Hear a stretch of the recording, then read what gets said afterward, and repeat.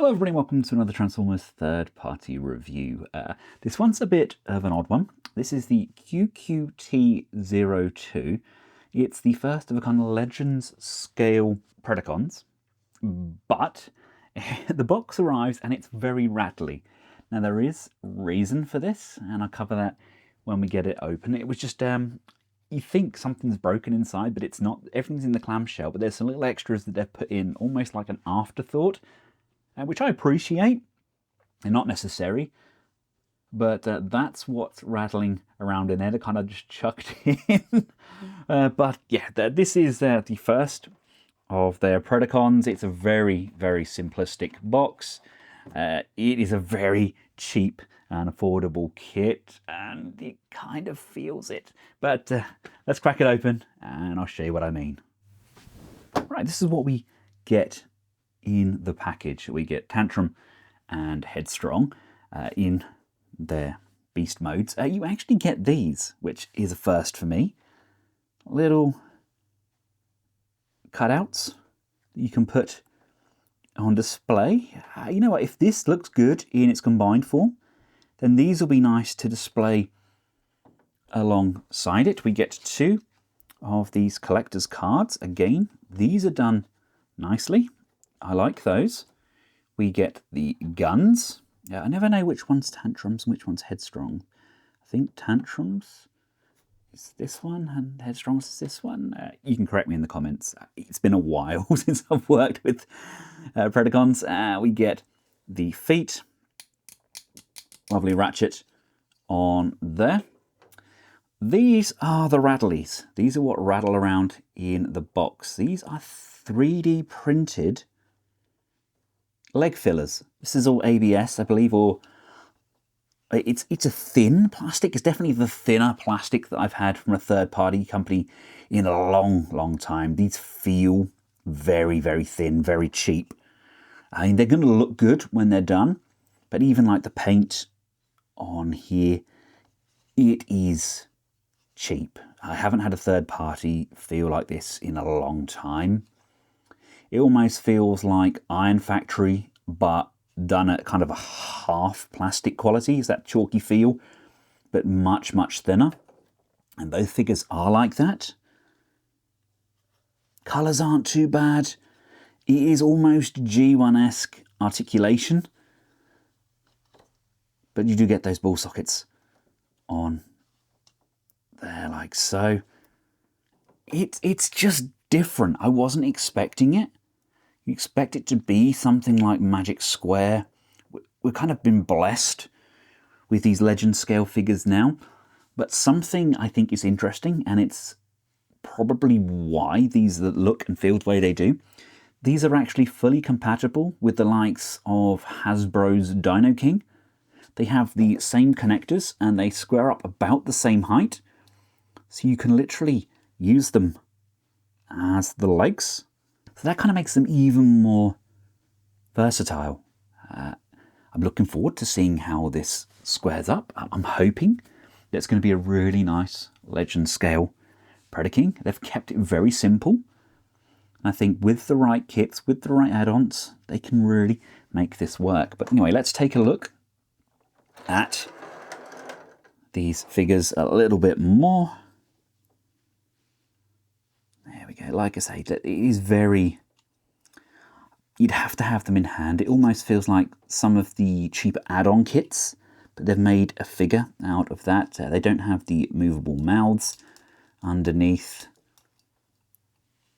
Very, very simplistic. But, you know, sometimes simplistic isn't bad, is it? It's not necessarily a bad thing, I don't think. Let's put this up and put this up. Let's bring these down like so. Bring and open those up. Bring this up. Let's rotate this waist around like so. Bring this up and pop that onto the chest. These little sections under here that are going to come all the way out, so they go out to the back. Allows us a little bit more room around those arms. We can then rock this down like so. And then there's a lower waist panel piece as well, which is going to rotate. And then we can rotate the head. So it's a very kind of basic transformation. And I think this is the darker of the legs, I think so. These just slide in underneath that ball socket, and you can see there's a tab that lines up just inside the leg. It kind of fills out there, but then that puts a little bit of extra weight on those knees. Oh gosh, he's a very loose individual. Really needs some kiki or something on those. They do not want to lock in. I'm going to definitely need to thicken those up. Like so, let's put a gun in his hand. My goodness me. What a odd little bot. Put him over the side for now. And let's just do the same here. Bring that out. Bring these down and around and around. Bring these. Oh, these keep untabbing, don't they? Why do they keep untabbing? I wonder. Bring that around, bring that around. Bring that out. Down and up. Out, down and up. Waist is going to rotate around. Like so. There. And then we're going to bring this up and in. And then rotate that lower waist. This one's going to go around like so. This one's going to go around like this. This. Rotate the head. Give him a weapon. See the legs, the knees are tighter on this one. I wonder if it's because I put the leg section in that it caused that to be as loose as that. Surely not. Where are we? There, this way. I don't know, maybe it does affect it. It'd be a very odd choice, wouldn't it, that you include these to fill the legs to help stability, and it actually affects the tension on the knees. Now this one's much tighter. The horns can't move. That is the fixed position for the head. Okay, that's how he moves. Arms out, down, left and right, bend at the elbow. Head can go left and can go right. So waist does rotate, sort of, once the lower waist does anyway. This is locked in. Let's bring these up. I think they look better up like so. That's in, that's in. Legs can come out to the front, out to the side, bend at that knee on a ball socket. It's starting to get looser. But there we go. That's, don't fall over, don't fall over.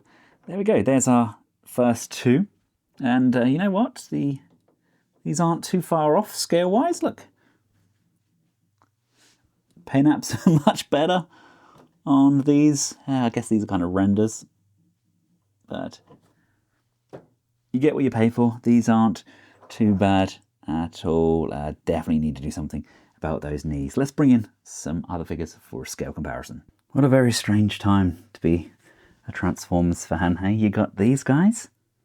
These are incredibly detailed, incredibly well made.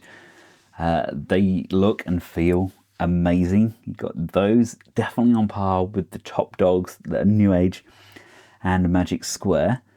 You've got the likes of Aldi doing the action figure versions of Megatron and Prime, which in my opinion, they scale really well with these legends. And then you got these two. I think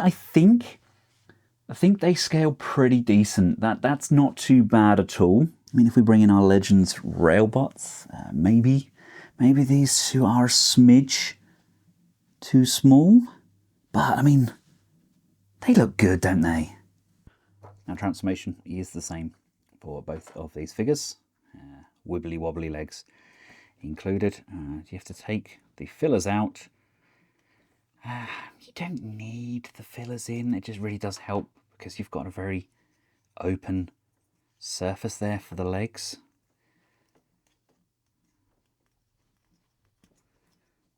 But I see why they've done what they've done. I've kept it very kind of G1-esque, but these do not come out of here well at all.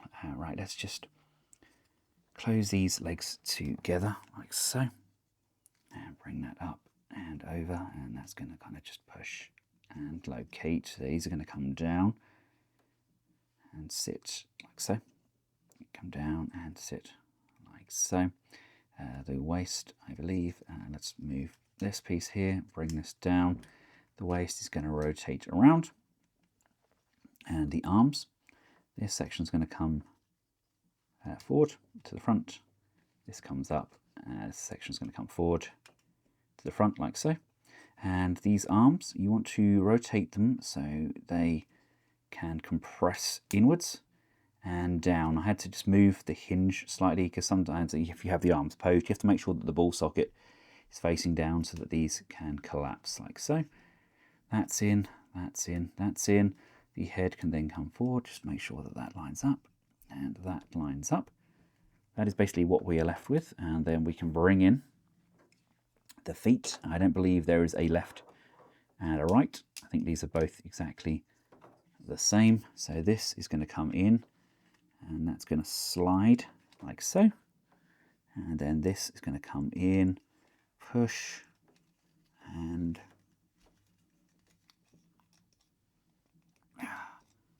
secure. That is actually the firmest part of this entire transformation. These in their combined form are actually solid as a rock. So bring that down and come on, push and secure in. My goodness me, yeah, that is pretty darn firm. There is no front or back motion. What you see here is what you get. It's just that tilt, and then you've got this peg on the top, like I said, which is compatible. Oh my gosh, this is so stiff. Oh, there, with the Hasbro figures. Whew. There we go. This needs to be tightened as well. This one's loose.